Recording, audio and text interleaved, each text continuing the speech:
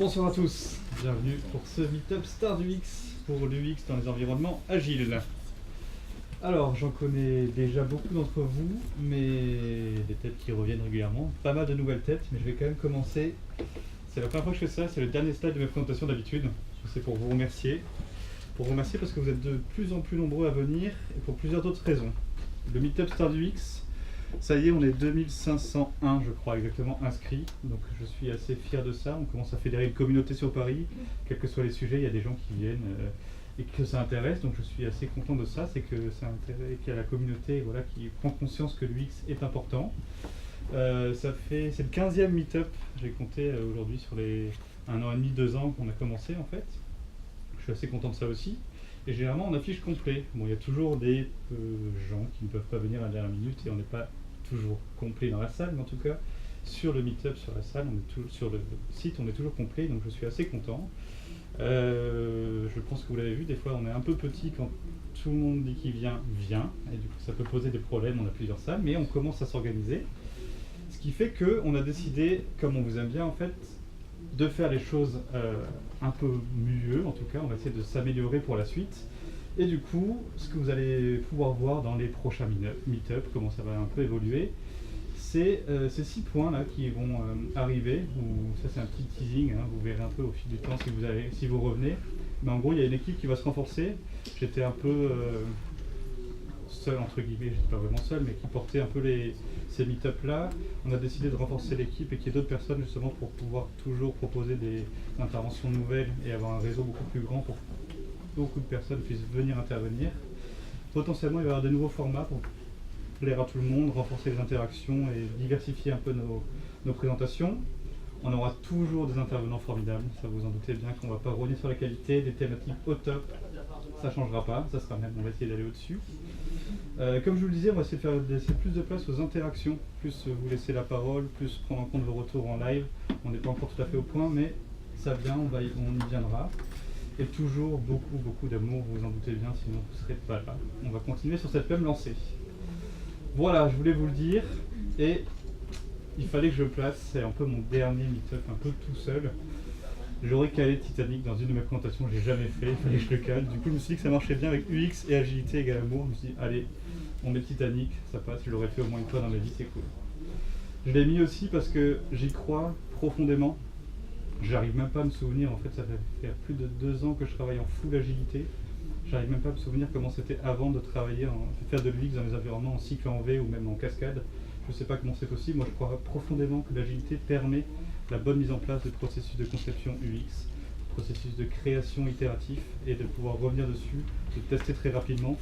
Et je pense que vous en saurez un peu plus dans toutes les présentations qui vont suivre, mais en gros j'y crois et j'espère que ces petits retours d'expérience qu'on va voir après sauront aussi vous convaincre et vous donner des pistes pour le faire dans vos métiers si vous en avez besoin. En gros, qu'est-ce qui va se passer du coup? On va évidemment prendre l'apéro tout à l'heure, mais avant, il y aura ces 3 incroyables personnes. Anne Pedro qui viendra nous parler, qui sera un retour d'expérience sur le Scrum et l'UX, comment ça se passe. Beaucoup d'histoires d'amour hein, dans ce dernier meet-up, beaucoup de cœur.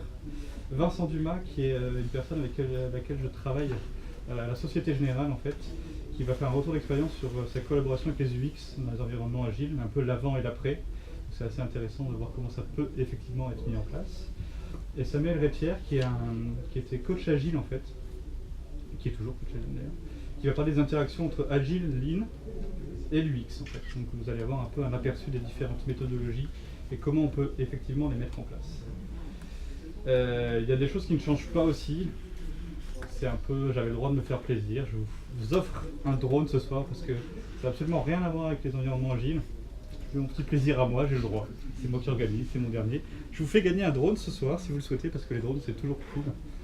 Et pour ce faire, pour ceux qui ne me connaissent pas, je fais passer cette petite tablette sur laquelle vous avez juste à vous inscrire pour participer au tirage au sort. Et pour ceux qui connaissent, c'est toujours la même chose, vous inscrivez au tirage au sort. Si vous le souhaitez, il y aura un tirage au sort avant les pizzas, on va essayer pour que tout le monde soit là. Généralement les gens s'en vont alors qu'ils ont gagné, c'est dommage. Voilà, pour ceux qui le souhaitent, je vous laisse vous inscrire et le passer à votre voisin. Et enfin, qu'est-ce qui va se passer pour le prochain? Eh ben, je ne l'ai pas mis parce que je ne sais pas encore. Vous verrez bien. Ce que je sais, c'est que ça va être bien. A priori, ça va être le 25 mai. Et vous verrez, restez à l'écoute, on parlera très vite de ces sujets à venir. Voilà, je le glisse une dernière fois pour ceux qui ne seraient pas encore au courant, mais UX République recherche des talents, encore et toujours, des UX, des UI et des développeurs front. Si vous sentez l'âme d'un UX républicain, on est sûr que vous pouvez nous proposer votre candidature, venir nous rencontrer, on se parle, on fait un café, peut-être on se fait des bisous et puis on voit si ça marche. Voilà. N'hésitez surtout pas à voir les UX qui sont dans la salle, vous les verrez. Il y a moi, il y a Anne qui va parler après, tous ceux qui seront un petit peu autour des pizzas, généralement ils sont de la maison. Merci. Donc, je laisse la parole à Anne qui va commencer, c'est un bon meet-up. Il est possible par des contraintes familiales que je ne sois pas amené à rester jusqu'au bout, donc si je ne vous vois pas, je vous embrasse. Je vous dis à très bientôt. Merci encore et bon meet-up à tous.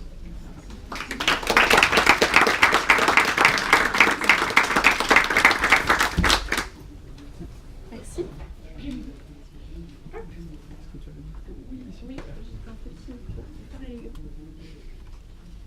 Alors, bonsoir à tous. Est-ce que ceux qui sont UX designers dans la salle pourraient lever la main?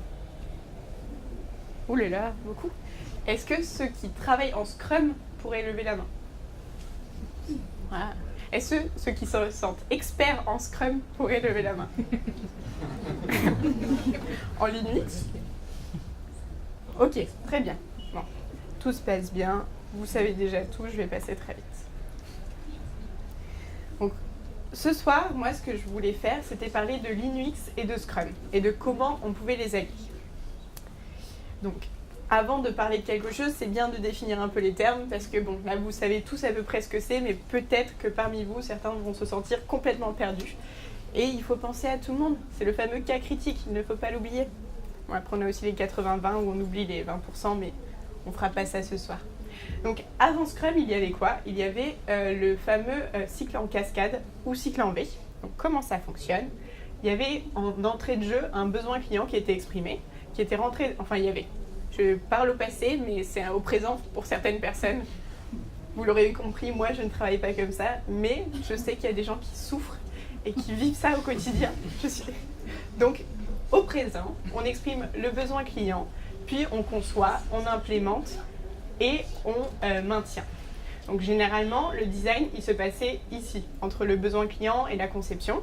Et après, le designer finalement s'en allait parce qu'il pouvait se passer plusieurs mois, voire plusieurs années, entre le moment où il y avait l'expression des besoins et le moment où le logiciel sortait, le produit ou service. Ensuite, il y a le cycle en V. Donc le cycle en V, ça remet un petit peu de communication par rapport au cycle en cascade. Il y a cette notion que les différents paliers peuvent communiquer, mais ça reste quand même quelque chose où on spécifie tout au début, après il se passe beaucoup de temps, et à la fin on a un produit. Il n'y a pas de notion d'itérativité. Donc après, il y a eu les fameuses démarches agiles. Donc ce sont des démarches de gestion de projet qui viennent en contre-pied de ces fameuses méthodes traditionnelles de cycle en cascade ou cycle en V. Donc le but est de remettre de l'itérativité. Donc on a eu RAD, Rapid Application Development, XP, Scrum. Donc ça, c'est des méthodes parmi les très nombreuses méthodes agiles. Dans les années 2000, en fait, plusieurs personnes se sont réunies et ont écrit ce qu'on appelle le manifeste agile, où ils ont énoncé des valeurs et des principes, donc 4 valeurs et 12 principes. Donc notamment les individus et les interactions plutôt que les processus et les outils, ou avoir un logiciel qui fonctionne plutôt que beaucoup de documentation. Je vais tricher un peu. La collaboration client plutôt que la négociation, et enfin le fait d'accepter le changement. Qu'est-ce que le Linux? Donc ici, j'ai vu qu'il y avait quand même beaucoup d'UX, donc je vais très rapidement rappeler ce que veut dire UX. Donc UX, c'est expérience utilisateur. Donc ça a été d'abord, la première fois que ça a été prononcé, c'était par Donald Norman, qui a défini l'UX comme tous les aspects de l'interaction entre une personne et une marque, ses produits, ses services. Donc c'est vraiment l'expérience dans sa totalité. Le Linux, c'est un process itératif de design, donc de conception, qui marche en 3 phases: think, make, check. Donc on réfléchit, on construit et ensuite on teste. Donc le Linux, ça a été théorisé par Jeff Gothelf, qui a écrit un livre en 2013, si je ne m'abuse. Et il nous explique que le Linux repose sur 3 principaux piliers. Donc il y a le Lean Startup, qui a été écrit par Eric Rice, enfin théorisé dans un livre par Eric Rice en 2011. Donc le design thinking et le développement agile. Donc en fait, le Lean Startup, c'est quelque chose d'assez large. C'est quelque chose qui explique qu'il faut justement essayer de faire le moins de gâchis possible.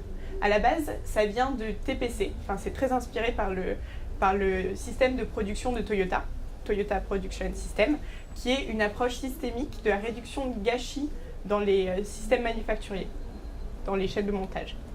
Donc le principe, c'est de réduire tout ce qui est du gâchis, de favoriser aussi la collaboration entre les gens et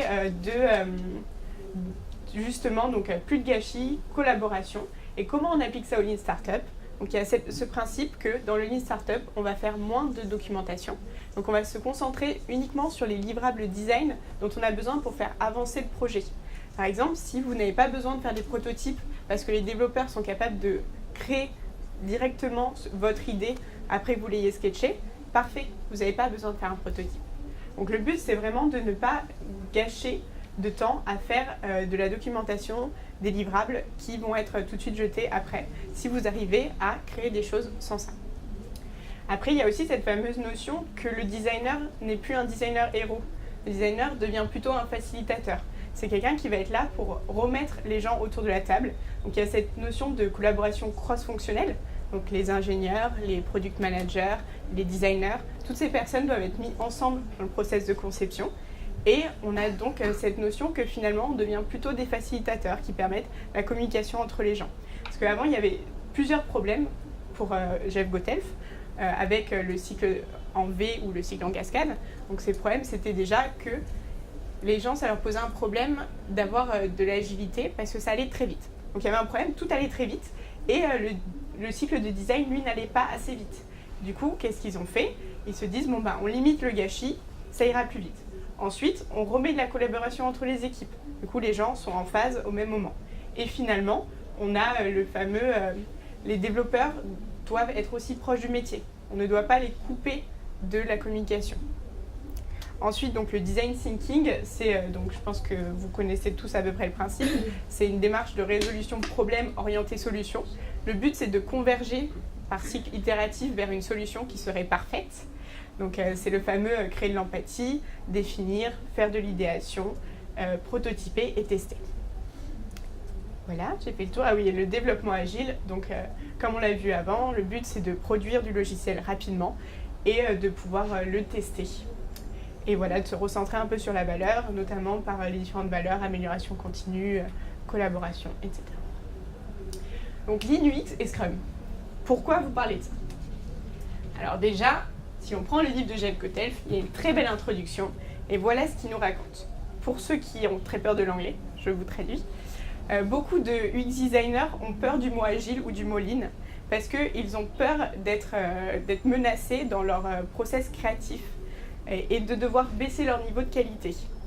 Donc, alors qu'en réalité, aujourd'hui, le standard, c'est plutôt l'agilité. Donc, comment on s'adapte? Donc, moi, j'avais fait un petit sondage auprès de mes collègues chez UX République. Je leur ai demandé, écoutez, on parle souvent, moi, on m'a souvent dit, ça me fait peur de travailler avec de l'agilité, mais vous, en réalité, est-ce que vous êtes dans des contextes agiles ou pas? Et 4 personnes sur 5 m'ont dit qu'en effet, ils étaient non seulement dans des contextes agiles, mais plus précisément dans du Scrum. Alors, c'est des chiffres qui sont corroborés par les enquêtes. Aujourd'hui, donc ça, c'est Nielsen et Norman qui ont mené une étude et ils montrent que 70%, environ 69%, des personnes en 2016 sont plus ou moins inclus dans un projet agile. Ensuite, on a l'enquête State of Agile qui dit que 94% des personnes sont dans des organisations qui pratiquent l'agile. Par contre, généralement, c'est plutôt la moitié des gens de leur entreprise qui pratiquent l'agile. C'est pas tout le monde. Mais bon, ça fait quand même un énorme pourcentage. Il y a vraiment ce shift vers une façon de travailler qui est beaucoup plus agile. Pourquoi je vous parle plus particulièrement de Scrum? C'est pas parce que ça me fait plaisir et que c'est un mot amusant, c'est parce que c'est vraiment la majorité des projets agiles aujourd'hui qui sont en Scrum. Si on prend Scrum plus Scrum et XP hybride, donc une méthode un peu hybride entre Scrum et notre méthode agile, on totalise 68%. Donc ça fait quand même une grande partie de la population des projets IT qui sont menés en Scrum. Alors après, dans ma petite enquête avec les républicains, les UX républicains, j'ai demandé quel est votre niveau d'expertise en Scrum. Et les gens étaient plutôt finalement entre le 3 et 4. Voilà, là je repose un peu la même question et je m'étais amusée à faire théorique et pratique pour voir si les gens faisaient une différenciation entre est-ce que je connais bien la théorie ou est-ce que je connais bien la pratique. Donc on voit là qu'il y a une vraie différence. Les gens sont plutôt répartis sur les 3 derniers axes d'un point de vue pratique et d'un point de vue théorique, ils s'estiment tous à peu près à 4. Qu'est-ce que ça veut dire ? Je ne le sais pas. Mon hypothèse, c'est que souvent les gens se retrouvent dans des missions où ils sont en Scrum, ils s'adaptent, mais ils ne sont pas forcément extrêmement au courant de la théorie. Ce qui justement pose ce problème-là.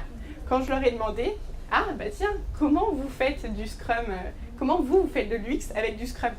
Et bah chacun me répondait un truc différent. Par exemple, j'ai demandé qui est-ce qui participe à l'écriture des user stories. Donc les user stories, pour ceux qui ne font pas de Scrum, qui ne connaissent pas, c'est des petites histoires utilisateurs qui permettent en fait d'expliquer une feature. C'est en tant qu'utilisateur, je veux faire telle chose afin de telle chose. Donc c'est une tâche, une feature qui va être après dans notre produit.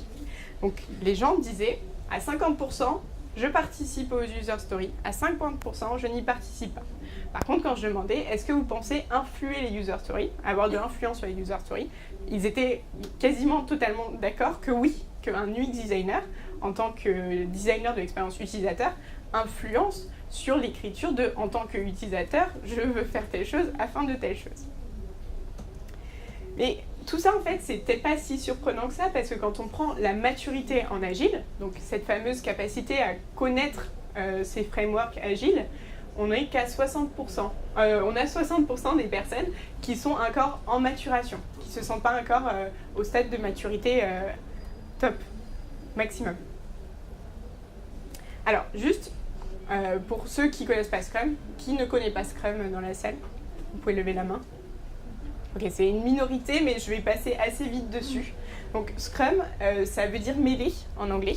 Donc, le principe, c'est de travailler à plusieurs, ensemble, d'avoir de la collaboration. Donc, Scrum a été créé par Ken Schwaber et Jeff Sutherland. Et il définit vraiment un mode de travail très différent. Il définit même des rôles différents de ce qu'on a dans une entreprise, un projet traditionnel.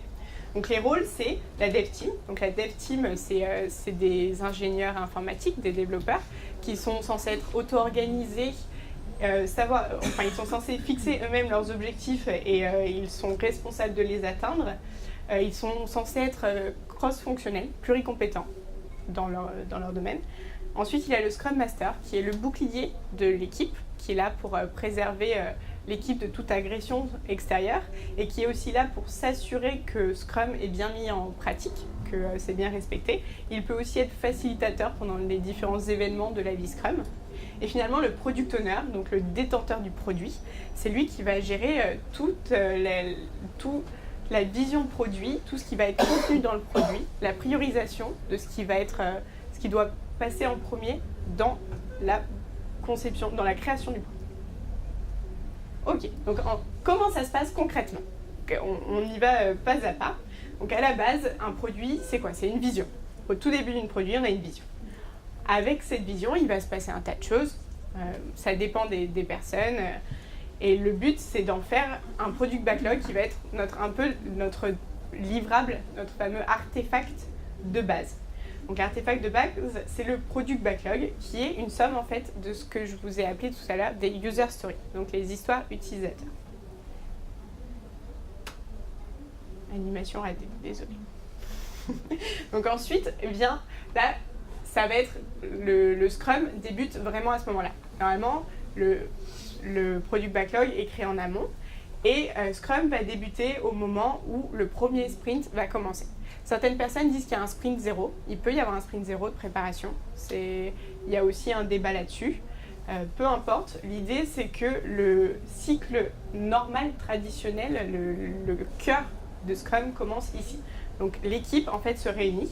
Et il y a un premier événement qui s'appelle le sprint planning, au cours duquel l'équipe va choisir les user stories qu'elle embarque dans le sprint planning. Donc je vous l'ai dit tout à l'heure, le product backlog, c'est l'ensemble des user stories qu'on veut mettre dans notre produit. Le sprint backlog, c'est une vision réduite des user stories qu'on va mettre uniquement dans le sprint. Le sprint, c'est une période de 1 à 2 semaines, globalement, qui va être une période de développement de ces fameuses user stories qu'on a embarquées dans le sprint. Donc une fois qu'on a notre sprint backlog, les 2 semaines démarrent. Tous les matins, on est censé faire ce qu'on appelle un daily scrum meeting. Donc le daily scrum meeting, c'est chaque personne de l'équipe va dire qu'est-ce que j'ai fait hier, qu'est-ce que je fais aujourd'hui et qu'est-ce qui me bloque. Après, à la fin du sprint, il y a le fameux sprint review. Donc pendant la sprint review, l'équipe de développement présente ce qu'elle a produit pendant ces 2 semaines. Donc elle a fait un premier petit incrément de produit et elle le présente. Ensuite, il y a donc ce fameux incrément de produit qui est livré quand il est passé. Et puis finalement, on fait une rétrospective en équipe. On se dit ce qui est allé, ce qui n'est pas allé. Il y a différents formats de rétrospective. Moi, j'utilise beaucoup le Mad Sad Glad. Donc content, pas content, et enfin ce qui m'a énervé, ce qui m'a rendu triste et ce qui m'a satisfait. Et le but est vraiment d'être dans ce fameux process d'amélioration continue, de dire ok, donc de dire à l'équipe ce qui allait et ce qui allait pas. Donc ça c'est un peu le Scrum cheat sheet. Donc si vous connaissez un peu les schémas traditionnels, ça ressemble à ça. On a notre product backlog qui se transforme en sprint backlog. On a notre sprint qui court avec tous les matins notre daily scrum meeting ou stand-up meeting, qui est notre fameuse réunion quotidienne, et le petit incrément de produit. Et on réitère. On fait autant de sprints qu'on peut, avec le budget, avec le produit, en fonction de quelle est votre contrainte dans le triangle. Pourquoi je dis que Lean UX et Scrum s'aiment ? Alors c'est déjà parce que moi j'ai eu la chance dans une de mes missions de pouvoir mettre du Lean UX et du Scrum. Alors quand je dis Lean UX, c'est parce que la philosophie du Lean UX que j'ai adoptée, que j'adhère à la philosophie. Je ne respecte pas exactement ce que Jeff Goteff écrit dans son livre. Donc Jeff Goteff, ce qu'il dit, c'est que d'abord on commence par des hypothèses. Donc la recherche, en fait, ne se fait pas avec l'utilisateur. La recherche se fait en regardant des analytics, en regardant le legacy, en faisant de la recherche documentaire. Il ne fait pas d'interview ou de shadowing. Il ne rencontre pas l'utilisateur avant d'avoir produit une première chose, en fait. Il va faire ses hypothèses, faire de la conception, créer un MVP qui ensuite va être testé, il va récupérer les feedbacks et recommencer. Nous, ce qu'on a fait, c'était plutôt un process un peu hybride. Donc comment ça s'est passé ? Finalement, on avait une équipe Scrum et en plus, il y avait un UX designer. Après, ici, qu'est-ce qui s'est passé ? Moi, je suis arrivée, j'ai fait l'UX designer ou les personnes, parfois c'est le PO. Le PO prend souvent la partie, il arrive souvent que le PO fasse des choses qui finalement sont assez souvent assignées à un UX designer. Enfin, que nous, en tout cas, en tant que UX designer, on pense être nos tâches. Donc par exemple, la recherche utilisateur, le shadowing, des interviews, des personas. Après, pendant le product backlog, je ne sais pas si vous connaissez bien le modèle de Jeff Patton, mais quand il fait son story map, en fait, le haut de son story map, c'est un parcours utilisateur. Donc en tant que UX designer, on est plutôt habitué à faire des parcours utilisateurs. Par contre, est-ce que les UX designers dans la salle font des story maps ? Est-ce que ceux qui sont UX designers et font des story maps peuvent lever la main ? Oui. 2 personnes. 4, 5. Des story maps en début de projet.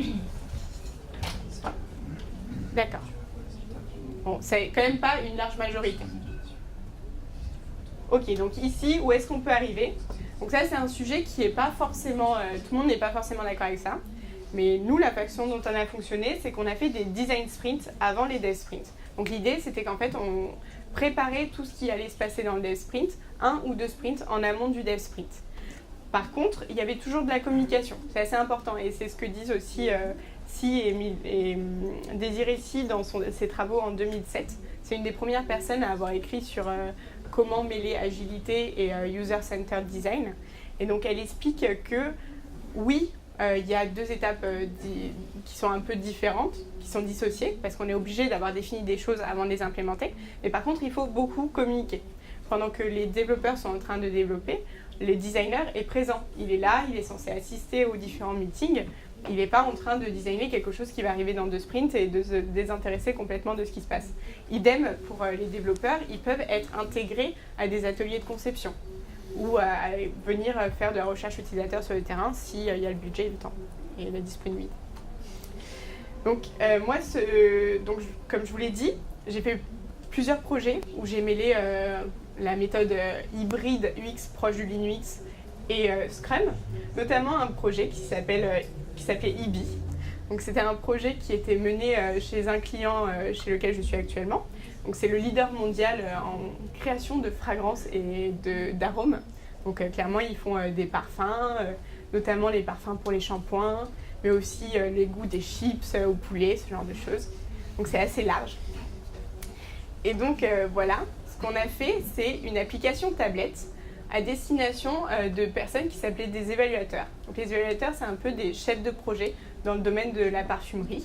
Leur métier à eux, c'est de s'assurer que le parfumeur, le créateur de parfum, fasse une fragrance qui correspond à un brief, qui correspond aux attentes du marché, qui est bien adéquate et de suivre un peu.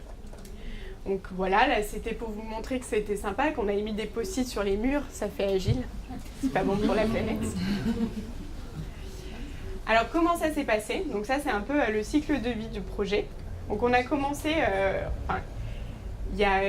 dans l'entreprise où je suis, ils commencent par ce qu'ils appellent une demand analysis. Donc ils vont essayer d'identifier les projets qu'il va falloir mener et ils vont aller voir leurs partenaires business qui sont en fait déjà en interne de l'entreprise. Donc ce que je n'ai pas précisé, c'est que cette application, du coup, c'est du B2E, du business to employee. Nous, en tant que département IT, on travaillait pour des gens qui étaient dans la même entreprise que nous, qui étaient chez mon client, qui sont des employés. Et on leur faisait vraiment un logiciel qu'ils allaient utiliser au quotidien dans leur travail.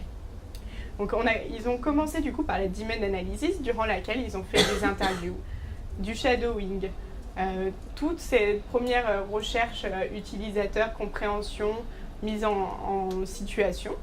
Après quoi, il y a eu le kick-off. Donc, durant le kick-off, on a fait cette fameuse atelier de story mapping qui était animé par la product owner du projet. Et du coup, on en est ressorti avec nos premières user stories qui ont été transformées en backlog et qui nous ont permis de commencer le projet. Donc ici, nous, on a fait ce qu'on appelle un sprint 0, durant lequel, en fait, l'équipe de dev s'est constituée et a commencé à mettre en place les fondations techniques et durant laquelle la PO et moi, on a travaillé, notamment avec des utilisatrices. Donc on a eu la chance d'avoir 5 utilisatrices qui étaient facilement contactables et qui étaient censées aller voir les autres utilisateurs. Donc on avait cette force de frappe d'avoir un premier contact et des seconds contacts, même s'ils n'étaient pas forcément directs.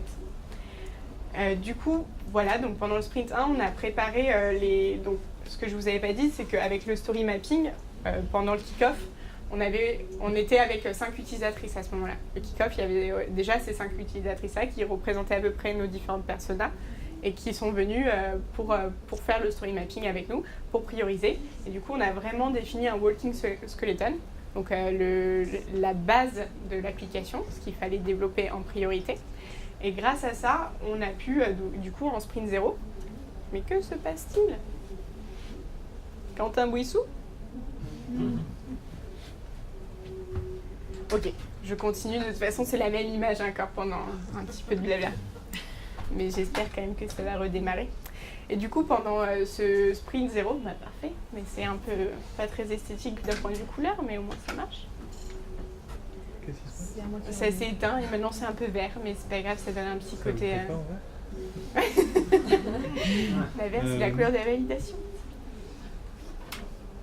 Des branches et rebranches. C'était où, ouais? Moi, je branchais des branches. Oui, Andrea.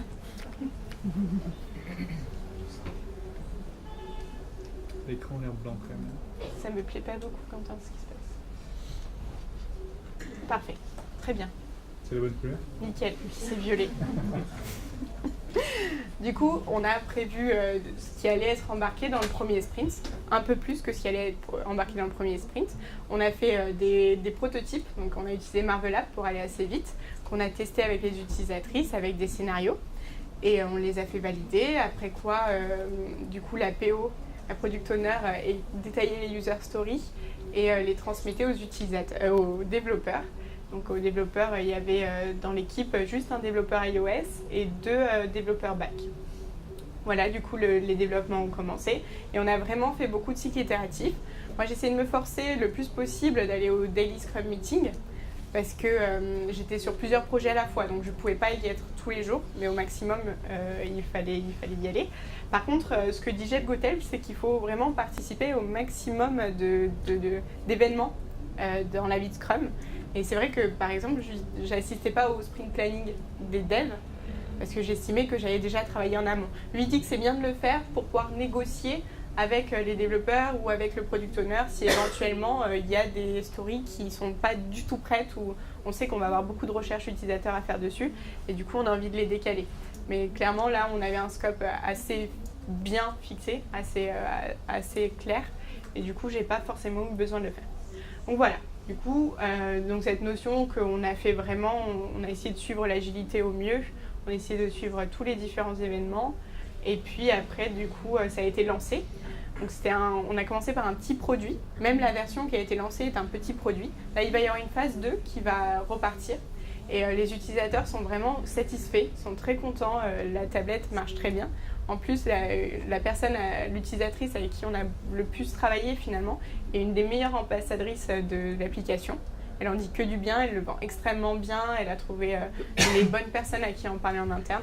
Donc le fait de la faire collaborer, en fait, ça nous a permis encore plus de vendre l'application. Donc, du coup, de ce que moi j'ai vécu et de ce que j'ai lu aussi, parce que quand on se retrouve dans ce genre de contexte, moi à la base je connaissais mieux Scrum, j'étais assez à l'aise en Scrum, mais je ne savais pas comment mêler l'UX et le Scrum. Parce que quand je suis arrivée dans les milieux UX, les personnes me parlaient du UX séparément de l'UX. Et quand j'ai été formée à l'UX, on me parlait aussi de l'UX séparément du Scrum. Et du coup, j'ai beaucoup lu, notamment Jeff Gothelf, et ce que j'ai vécu, et j'ai isolé quelques bonnes pratiques. Donc notamment le fait d'utiliser du LeanUX, parce que LeanUX, ça permet de tester très vite.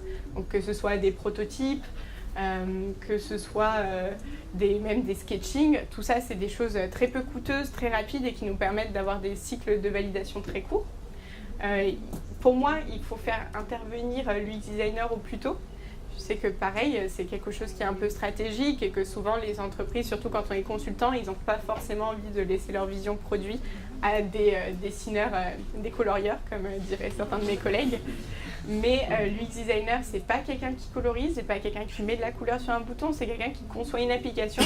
Et quand bien même, c'est pas nous qui prenons toutes les décisions stratégiques, je pense que c'est important qu'on puisse donner notre vision, qu'on puisse essayer d'apporter de l'empathie pour l'utilisateur, qu'on puisse essayer d'intégrer nos méthodes de recherche, quitte à ce qu'ils les récupèrent après. Moi, je sais que beaucoup de product owners avec lesquels j'ai travaillé utilisent aujourd'hui des méthodes UX sans forcément savoir que c'est des méthodes UX, ou alors en se disant que c'est dans leur boîte à outils à eux, très bien. Mais en tout cas, avoir vraiment cette notion de l'UX, c'est au-delà de juste faire des wireframes ou juste faire une maquette graphique, encore moins. Du coup, il y a aussi l'idée de former les UX designers à Scrum. Moi, je me rends compte que même si les gens sont plutôt confiants sur leur niveau de Scrum, finalement, il y a quand même ce besoin de vraiment bien comprendre ce qu'est Scrum, de vraiment savoir pourquoi ça peut ne pas marcher. Puis il y a aussi des gens qui sont dans des contextes où les clients font du Scrum But ou du Scrum un peu custom. Et ils font « mais je comprends pas, moi on m'inclut, on me demande de détailler une user story alors que les devs ils sont déjà dessus ». Bah oui, ça marche pas. Du coup, il faut sensibiliser les gens un peu là-dessus, leur expliquer ok, comment ça se passe. Normalement, une user story, avant qu'elle soit dans le sprint backlog, il faut qu'elle soit considérée comme ready. Pour qu'une user story soit ready, il faut qu'elle remplisse certains critères. Sinon, le développeur, il n'est pas censé pouvoir l'embarquer dans son sprint backlog parce qu'elle n'est pas prête à être embarquée. Et si, par exemple, dans la condition de ready, on met avoir une maquette détaillée, et tant qu'il n'y a pas de maquette détaillée, tant que l'UX designer et l'UX designer ne sont pas passés, elle ne passe pas dans le sprint backlog. Donc ensuite, il y a aussi l'UX designer doit être très proche du PO et suivre, voire influer l'évolution du backlog. Dans un projet Scrum, le backlog, c'est un peu la base, c'est le produit. Le backlog, c'est l'artefact qui va un peu symboliser le produit, qui donne le contour. Alors en tant que UX designer, si on veut vraiment jouer sur le produit, et on veut, parce que nous on veut faire nos recherches utilisateurs pour que derrière ça contribue à faire un meilleur produit qui procure une meilleure expérience, on a besoin que le PO nous laisse communiquer avec lui, qu'on puisse travailler sur le backlog. Finalement, toute l'équipe doit participer au maximum d'activités Scrum. Donc ça, c'est le point de Jeff Gothelf qui nous dit allez au maximum d'ateliers, au maximum d'événements où vous avez besoin de parler, de montrer votre voix, d'expliquer où vous en êtes, aussi d'évangéliser, parce que justement, le point 6, c'est faire participer la Scrum Team à des activités de design. Parce que tout le monde a un avis précis sur à quoi devrait ressembler l'interface. Souvent, il y a des débats qui sont sans fin sur non mais là, il fallait absolument mettre un drop-down. Et puis on est là, mais qu'est-ce que t'en sais? Est-ce que l'utilisateur, t'es sûr qu'il a envie d'avoir un drop-down? Est-ce que tu es sûr que c'est la meilleure solution pour lui?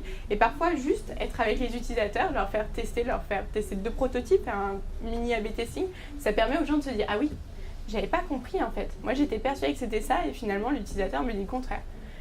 Parfois, il faut juste confronter les gens, leur montrer que ce qui se passe à l'intérieur d'eux, c'est un peu égocentré et qu'il va falloir comprendre, on fait un produit pour un utilisateur, on ne fait pas le produit pour nous. C'est bien de se faire plaisir, mais ce n'est pas le but.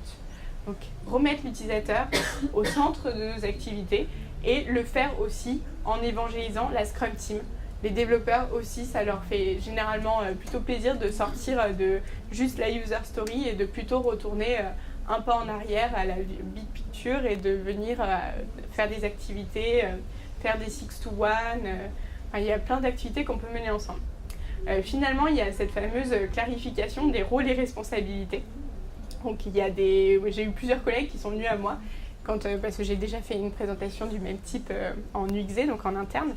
Et ils me disaient, bah oui, moi c'est bien, mais par contre avec le product owner, on se marche complètement sur les pieds. On s'en sort pas. Moi j'ai envie de faire des personas, le product owner il me dit c'est moi qui fais les personas. Moi je fais des wireframes, le product owner il arrive avec des wireframes. Donc je pense pas qu'il y ait une personne qui soit plus légitime qu'une autre pour faire des personas, pour faire des wireframes, pour faire des parcours utilisateurs. Par contre c'est bien de collaborer. Et si on n'y arrive vraiment pas, il y a quelque chose qui est pas mal qui s'appelle le Team Canvas. Le Team Canvas, je ne sais pas si vous connaissez, mais c'est quelque chose qui définit vraiment bien les rôles, les responsabilités, les objectifs et les appétences de chacun. Faire un petit atelier Team Canvas, ça ne va pas empêcher les gens de se marcher un peu sur les pieds, mais au moins ça va leur permettre d'extérioriser, de dire ok, moi les wireframes c'est un truc que j'aime particulièrement faire. J'adore faire des wireframes, j'adore Axure. Et ben dans ce cas-là, peut-être dire ok, finalement moi j'aimais pas tant que ça Axure, donc fais-le et essayez comme ça de se répartir un peu plus intelligemment les rôles que de dire c'est ma chapelle, c'est moi qui fais des parcours utilisateurs. Du coup, je ne suis pas d'accord que tu les fasses à ma place. Et finalement, le point 8, s'assurer de l'alignement des parties prenantes sur le niveau de qualité attendu. Parce que quand on fait du lean, on est censé faire du maigre, on est censé aller vite, on est censé faire le fameux MVPI, donc le MVP d'expérimentation, le Minimum Viable Product, pour le mener sur le marché. Donc normalement, en fait, à la base, le MVP, c'était juste dire un produit qui est viable, donc qui va survivre sur le marché. Le problème, c'est qu'ils se sont rendus compte que, Eric Rice, notamment dans son livre Lean Startup, qu'on ne sait pas si un produit va survivre sur le marché tant qu'on ne l'a pas mis sur le marché. Donc ce qu'il disait, c'est qu'une approche plus intelligente était de dire on va faire un MVPI, donc un MVP d'expérimentation, qui va juste nous dire ok, ça c'est le minimum de produits que je peux lancer pour au moins avoir des premiers feedbacks et commencer à retravailler mon produit. Donc l'idée c'est, est-ce que nous on a envie de partir sur beaucoup de fonctionnalités mais quelque chose qui ne marche pas très bien pour avoir notre première boucle de feedback, ou est-ce que finalement nous on veut vraiment quelque chose de tout petit mais de super quali? Voilà, je pense qu'il faut vraiment se mettre d'accord. Encore une fois, c'est les principes de base de l'agilité qui sont repris par le Linux derrière, qui sont repris par toute cette mouvance de collaboration, de communication, de cross-fonctionnel, de communiquer entre les différents métiers. On arrête de siloter, les gens parlent entre eux, se mettent d'accord, et donc les individus et les interactions plutôt que les processus et les outils, même si les outils et les processus UX sont bien pratiques. Merci beaucoup.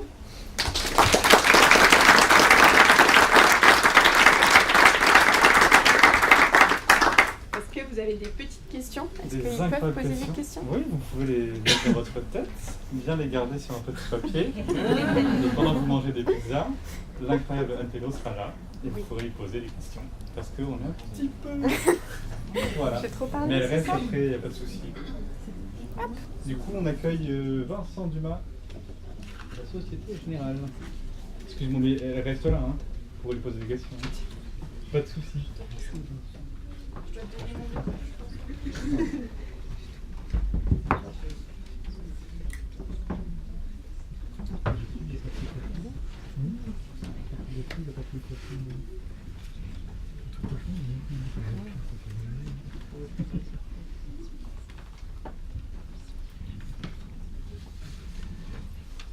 J'en profite pour faire un point de tablette.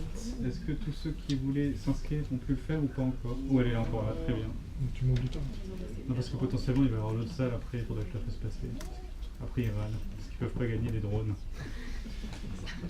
Il faut arriver plus tôt pour gagner les drones dans la grande salle. Yes. Ok, je vous laisse avec. Attends, j'ai pas vu quoi. Pas encore, je vous laisse pas encore avec Vincent. Le meeting. Attends.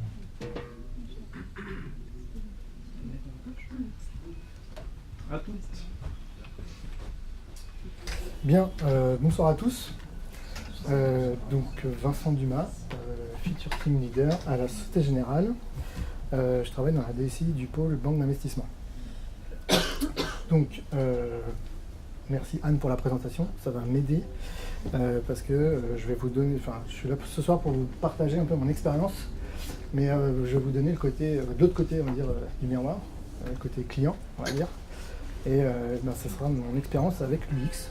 Pour information, donc, ça fait 11 ans que je suis à la Société Générale, j'ai fait 10 ans de production, donc je suis côté IT, hein, et ça fait 1 an que je suis passé côté équipe de développement, où on travaille en Scrum, et où on a des UX designers. Et quand je suis passé côté développement, l'objectif pour moi, c'était de monter from scratch une feature team. Donc je vais vous rappeler un peu ce qu'est la feature team chez nous à la Société Générale. Et donc recruter notamment un UX designer et travailler avec un UX designer.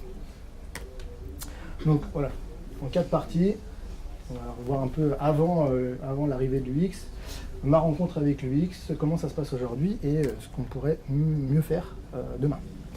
Donc tout d'abord un petit peu de contexte. Donc il y a bien longtemps, à peu près jusqu'à fin 2014, à la Société Générale, en tout cas dans l'entité dans laquelle je suis aujourd'hui, on travaillait en mode cycle en V, comme qui a été présenté par Anne, et sur une application, on va dire, assez vieillissante, elle avait à peu près 10 ans. Donc c'est une application web, et d'un point de vue purement fonctionnel et métier, qu'est-ce qu'elle fait cette application? Par analogie, c'est un peu comme si vous allez chez votre banquier pour demander un prêt immobilier, et vous allez voir pianoter sur son écran et son clavier, rentrer plein de données, et vous faire des simulations, des propositions de crédit pour faire votre achat d'immeubles, dernier j'ai fait un immeuble, voilà. Ou d'appartements, ou de maisons, peu importe. Alors nous c'est la même chose, donc notre application elle fait à peu près ça pour être très simple, sauf que c'est pour répondre à des demandes de financement pour Air France qui veut acheter un avion, qu'est-ce qu'on a, Bouygues qui veut construire un immeuble, qui veut construire un pont, ou une entreprise qui veut financer un transport de pétrole d'un point A à un point B. Voilà. Donc, ils ont besoin d'argent pour faire ça, et ils viennent toquer à la porte de la Société Générale. Et côté Société Générale, le métier qui s'occupe de ça utilise une application que l'on maintient et que l'on développe. Donc cette application, comme je vous le disais, à peu près 10 ans, très centrée processus. En fait, il y a eu plusieurs équipes de développement qui sont passées sur l'application pendant 10 ans, donc c'est une application très lourde, c'est un monolithique, des vieilles technologies, il y a beaucoup de champs, beaucoup d'écrans, c'est pas du tout joli, hein, c'est plutôt moche on va dire, et du coup ça crée des petits problèmes, surtout que aujourd'hui on avait, en tout cas jusqu'à fin 2014, un petit souci c'est pas un souci, mais c'était le fonctionnement. À l'époque, le métier voyait l'IT comme plutôt une contrainte et non pas forcément comme un moyen qui leur permettait de faire de la valeur pour leur métier. Et donc, ne s'y intéressait pas trop. Et il y avait une certaine distance entre, du coup, les équipes métiers et nos équipes. Donc ça, c'était le fonctionnement avant. Et un jour, il y a quelqu'un qui a eu une petite idée et qui s'est dit, tiens, est-ce qu'on ne pourrait pas utiliser ce qui se fait un peu sur le marché, un iPad où il y a un besoin de mobilité, côté métier, le front officer, le chargé de clientèle pour aller voir le client et faire une simulation chez le client directement ce qu'il ne peut pas faire aujourd'hui. Et ouais, c'est super, on va essayer. Et donc, qui dit iPad, forcément, dit nouveau design, besoin de simplification, surtout pour l'utilisateur. Il faut que ça reste un peu vendeur pour l'utilisateur aussi. L'utilisateur, c'est la personne du métier chez nous. Et donc, on s'est dit, là, probablement, il y a une vraie valeur ajoutée liée au design. Okay, donc, je vous rappelle aussi le contexte. Société Générale, on est une banque. Donc, notre cœur de métier, c'est d'abord la banque. On s'appuie sur l'IT. Donc, après, forcément, il y a une dépendance à l'IT. Mais bon, à la base, tout ce qui est design, IT, tout ça, c'est pas notre cœur de métier, quoi.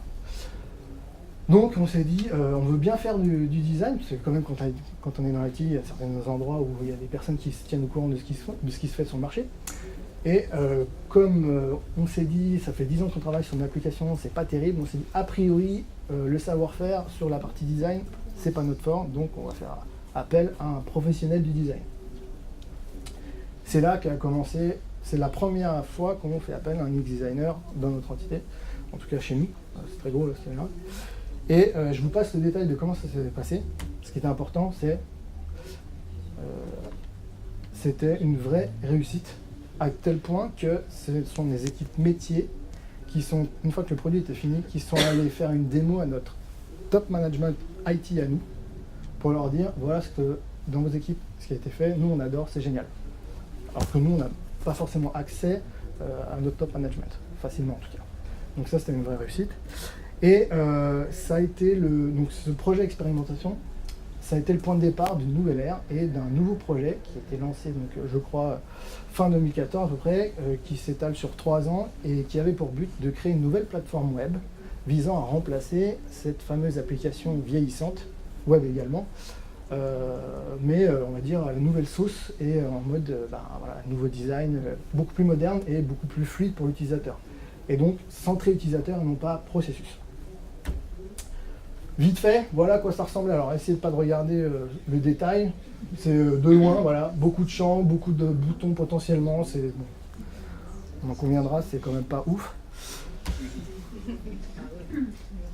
Voilà ce que ça a donné à peu près suite au POC. Enfin, donc voilà, on retrouve un peu les normes de ce qui se fait aujourd'hui sur la partie mobile. Et en fait, j'ai pas de screenshot à vous montrer de l'application actuellement au format web browser, mais c'est exactement dans le même style.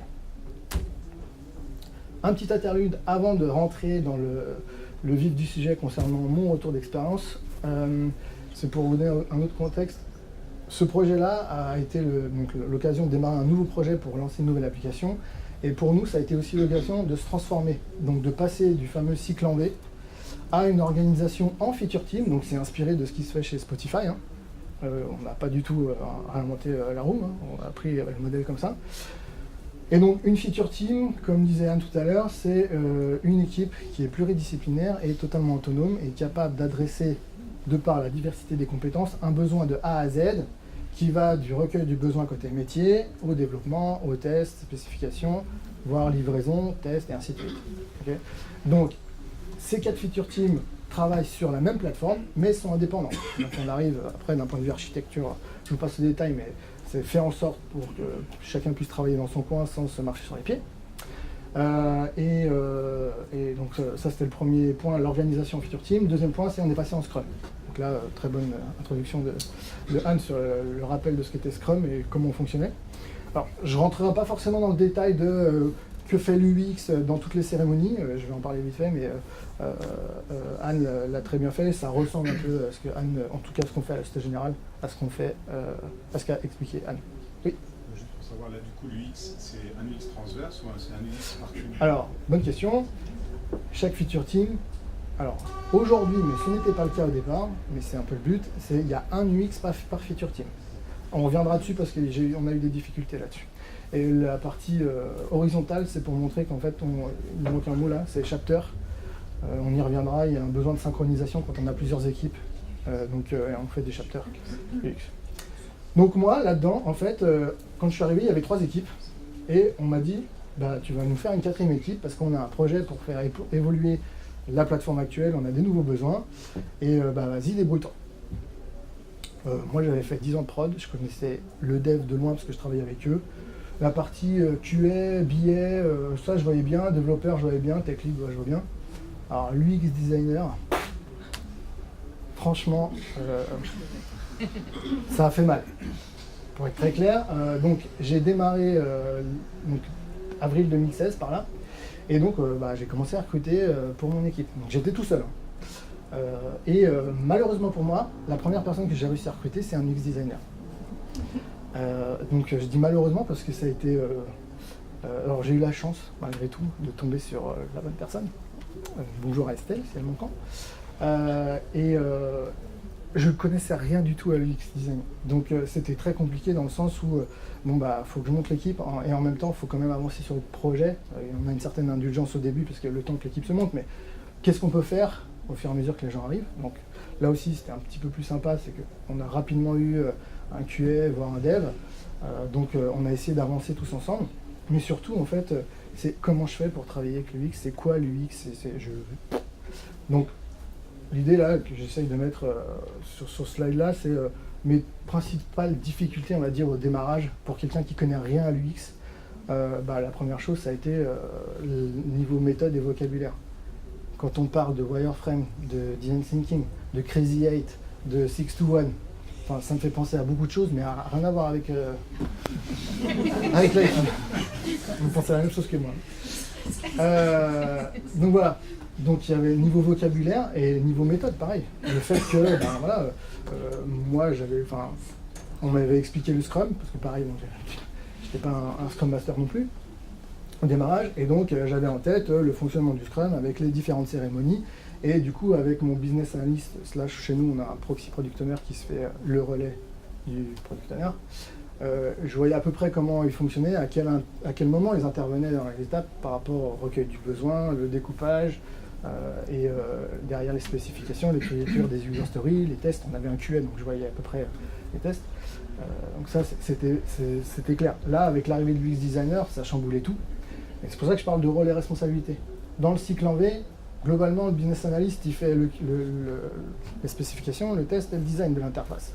Là, j'avais un rôle pour chaque. Donc, comme je disais, les deux autres, ça va. L'UX designer, je vois pas trop. Ça, c'était une des problématiques. Et même par rapport à ceux qui arrivent dans l'équipe, qui n'ont pas forcément travaillé avec des UX, c'est pareil. C'est comment on trouve chacun, trouver son rythme, sa place dans l'équipe. Ça, c'était pas évident. Dernier point qui a été de manière plus large, qui peut être un peu plus difficile, c'est la légitimité d'un UX designer dans une structure qui vient de démarrer, enfin qui a travaillé en Scrum de manière très récente et où c'est très localisé. Le reste de la Société Générale ne travaille pas forcément en Scrum, donc c'était très localisé.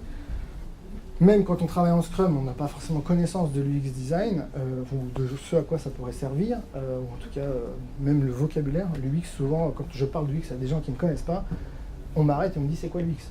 Donc, user experience, ok, c'est quoi user experience? Je suis obligé d'expliquer. Et du coup, quand il y a une personne qui arrive et qui dit bon, voilà, moi je vais travailler avec toi et je vais te proposer des trucs, il y a une légitimité à avoir. Et ça, faut pas l'oublier, vous, en tant que designer, vous avez potentiellement des expériences précédentes, ça s'est bien passé, ou vous arrivez aux missions, les gens ils connaissent. Là, c'était pas le cas. Du coup, ici, j'ai listé un peu les points positifs ou peut-être des petits tips qui nous ont permis d'avancer correctement sans trop de problèmes. Le premier point, en fait, c'est une sensibilisation régulière de toutes les équipes. Alors ça a commencé par moi, où j'ai passé énormément de temps avec Estelle au tout démarrage pour qu'elle m'explique elle comment elle fonctionnait avant, qu'est-ce qu'elle avait fait dans ses expériences précédentes. Elle l'a fait avec l'équipe également au fur et à mesure qu'elle s'est construite. Et l'idée c'est qu'à chaque fois on ajuste et on a fait sur le terrain. On n'avait pas non plus un papier, un document qui expliquait, un manuel qui expliquait comment ça marche. Donc on a expérimenté sur le terrain et chacun a commencé à trouver sa place. Mais j'insiste sur la sensibilisation. Je vous ai dit tout à l'heure, moi j'étais la 4e équipe, il y avait déjà 3 équipes qui avaient déjà des UX designers, donc je me suis bien inspiré de ce qu'ils faisaient, forcément. Ceci dit, je me suis rendu compte au bout d'un moment, alors que ça faisait déjà un petit moment qu'ils travaillaient, qu'il y avait, mais avec le turnover, qu'il y avait des gens qui ne savaient pas vraiment ce qui était le rôle de l'UX designer, et qui étaient dans le même type que moi, qui étaient Bon, bah, un UX, alors je vous parle même pas de la différence UX-UI au déparrage. Moi, j'entendais toujours la même chose. UX-UI, pour moi, on a mal dit le X à la fin. Et c'est bon, de toute façon, tu vas me prendre un bouton, peut-être qu'il est rouge, alors tu vas pas de 3 jours pour savoir la couleur exacte du plug que tu veux mettre pour le remplacer, et puis tu vas nous faire ça joli. C'était un peu, alors j'exagère un petit peu, mais c'était un peu l'idée au débarrage quand on connaît pas trop. Souvent ils se faisaient chambrer, même il y en a ici qui chambrent les UX sur bon c'est bon, t'es d'accord pour quelle couleur, et puis m'embête pas avec ça. Donc sensibilisation, donc on a fait des sessions plusieurs fois où on a invité les gens, on a réexpliqué la méthode Lean UX, on a réexpliqué le vocabulaire. Aujourd'hui UX, UI, ça va, je comprends. La pédagogie, ça c'est important, vous en tant que UX designer. Alors normalement, en tant que UX designer, vous avez des qualités, des soft skills qui font que ça ne devrait pas trop poser de problème, mais on a besoin d'une vraie pédagogie, en tout cas dans des missions, dans notre contexte à nous, où on a des UX designers à temps plein sur des missions longues, ce qui n'est peut-être pas forcément le cas de votre cas partout chez le client. Il y a un besoin d'accompagnement chez nous, c'est super important, et du coup il faut être patient, il faut répéter les choses, ça c'est super important. Parce qu'il n'y a pas juste les équipes IT à convaincre, ça c'est un premier point, mais il y a les équipes métiers. Les équipes métiers, elles sont aussi dans leur mode à elles doivent s'adapter à un premier changement qui est le Scrum, parce que c'est pas forcément évident quand on vient d'un cycle en V. Donc le premier c'est Scrum, et en plus travailler avec un UX. Qu'est-ce que fait l'UX? Donc ça c'est super important. Ceci dit, même s'il faut faire preuve de patience et on va dire, de douceur et d'accompagner les équipes, moi, ce qui m'a plu et ce que j'ai aimé, c'est aussi ça que j'attendais de l'UX designer qui était arrivé chez moi. Comme je ne connais rien, j'attendais à ce que la personne, elle, nous montre le chemin. Et donc, ne pas hésiter à nous challenger en tant qu'équipe et challenger le métier. Le gros travers que je pense que vous connaissez tous et qu'on a aussi chez nous, c'est le métier qui a un besoin. On fait une réunion pour expliquer le besoin. L'explication de besoin, ça dure 5 minutes. Okay, et pendant 55 minutes, il vous explique la solution qu'il faut mettre en œuvre pour répondre à son besoin. Et chez nous, ça dépend qui est notre client, il y en a même qui sont très forts en maquettage, même sous Excel. Franchement, je rigole pas. Franchement, c'est incroyable ce qu'ils arrivent à faire. Donc là, un exemple, un des premiers workshops sur le premier sujet qu'on avait à traiter, la personne arrive, voilà le besoin, elle explique le contexte. Donc là, pareil, en plus, pour un UX qui ne vient pas de la banque, il y a déjà un travail de « Ok, tu me parles de réglementation, Volcker, blabla, c'est chaud. » Et elle arrive, deuxième slide, boum. Alors j'avais pensé à cette solution, tac, tac, tac, tac, regarde, voilà, c'est pour ça. Il ne l'a pas fait sous option, mais c'était pareil. Et donc là, ce que j'ai apprécié, c'est le côté, si ça ne te dérange pas, je veux bien qu'on repasse sur ton explication de besoin. Donc ça s'est fait avec douceur, elle a été très assertive, mais en même temps, elle a bien rebondi sur « moi, j'ai besoin du besoin ». Et je vais travailler de mon côté après, et je vais potentiellement revenir avec une solution, des maquettes qui ne seront pas forcément ce que tu as proposé, mais si ça ne te dérange pas, j'aimerais bien quand même que tu la regardes. Donc c'est pour ça que j'insiste sur le point, malgré tout, challenger dans un contexte où les équipes ne sont pas habituées à travailler avec des UX, c'est super important, et ça nous aide. La proximité utilisateur final, ça c'était top. J'ai parlé de distance IT, business tout à l'heure.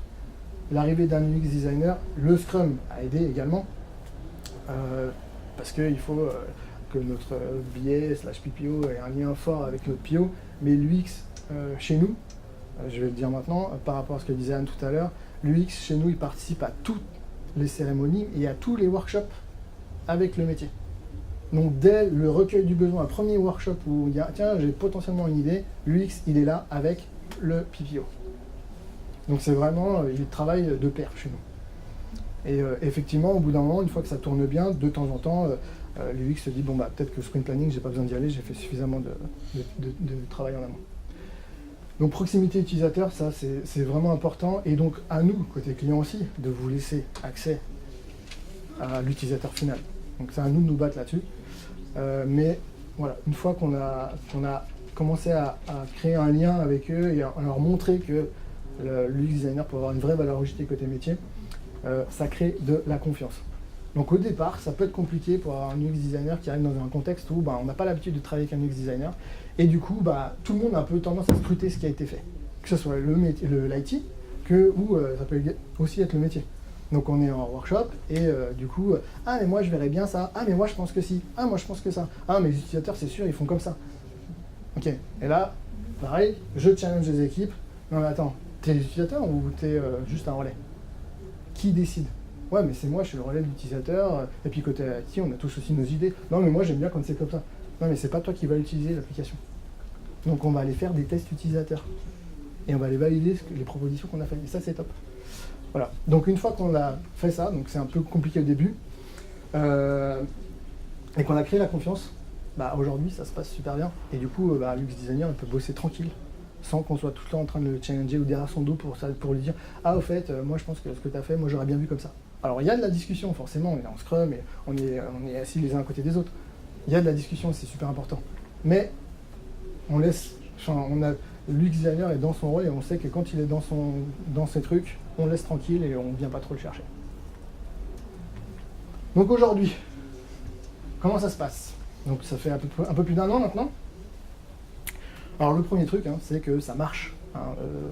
Ça a une vraie valeur ajoutée et il y a une vraie reconnaissance de tout le monde, des équipes IT et du métier, sur le fait que l'expertise UX apporte vraiment quelque chose au développement d'une application. Donc que ce soit la simplicité, il y a l'aspect un peu plus joli, graphique, mais il y a une vraie reconnaissance et ça c'est super important. Comme je disais rapidement, la démarche UX est complètement intégrée dans nos processus de développement. Donc aujourd'hui, comme je disais, l'UX il participe à tout. Donc au démarrage, je recueille le besoin, je suis avec le PPO, je discute, ok, très bien. Bon, le PPO, l'UX, je te laisse faire. Moi, j'écris mes user stories. Tu fais tes wireframes. Quand tu as fini tes wireframes, tu les proposes au PO, tu en discutes avec le PPO. Si c'est bon, on les intègre à la user story. Chez nous, dans certaines équipes, l'UX designer crée des user stories. C'est pas forcément toujours le cas, mais chez nous, ça ne pose pas de problème. D'une équipe à l'autre, après, il y a un fonctionnement qui est propre à l'équipe. On est en Scrum, mais on peut avoir. Ça dépend, mais globalement, il y a une intervention dans la user story de l'UX designer. Et donc derrière, il y a l'aspect dans le planning aussi maintenant, parce que ça, je ne l'ai pas évoqué avant, mais quand on prévoit un planning, on est sur un sprint de 3 semaines et qu'on voit à peu près, voilà, il y a un besoin d'études, après il va falloir faire la phase de test, la phase de développement, la phase de test, la phase de mise en prod, il faut intégrer la partie, il y a du temps de wireframe là-dedans. Enfin, wireframe, il n'y a pas que ça, mais c'est un exemple. Il y a un temps du UX à prévoir maintenant dans le planning pour arriver à donner une roadmap. Tout ça c'est intégré et c'est assez fluide aujourd'hui. C'est même plutôt fluide. Et ça marche bien. Et donc quand l'UX a besoin de contacter des utilisateurs pour aller valider des maquettes, il a le droit de le faire, il a des contacts, on lui donne, et il fait ses trucs, il revient, il fait un compte rendu, voilà ce que ça donne. Et le PO est preneur, parce qu'il n'a pas forcément le temps d'être derrière tous les ateliers, mais il est preneur des retours et il y a une vraie confiance avec l'UX. J'ai noté les prémices d'un réflexe UX. Vraiment, ça m'a marqué, c'est marrant. Bon, des fois, on est dans des ateliers, on a besoin d'avancer, on est pris par le temps, et notre UX designer préféré, il n'est pas là. Je fais comment? Parce que du coup, là, on est en train de discuter, il y a le PO, il y a le PPO, il y a le dev. Il dit, tiens, là, c'est comment on pourrait faire? Moi, on tombe dans le travers. Moi, je ferais comme ci, moi, je ferais comme ça. Bon, là où avant, on se posait pas de questions, aujourd'hui, c'est... Ouais, là, je pense qu'Estelle, elle va pas kiffer. Estelle n'est pas là, elle est en vacances. Donc Estelle revient dans 2 semaines, mais on a besoin d'avancer. Bon, là je pense que tu vois, si tu prends cette solution, Estelle elle te dirait ça. Ou ça, je pense, là, dans le cas présent, ce qu'on a fait c'est, on n'a pas le choix, on a besoin d'aller vite, c'est urgent, on va faire comme ça, et tout le monde savait qu'au retour d'Estelle, a priori ça allait chauffer. Bon. Elle est revenue de vacances, elle était pisse. Quand elle a vu le résultat, ça s'est vu sur son visage, mais elle n'a rien dit.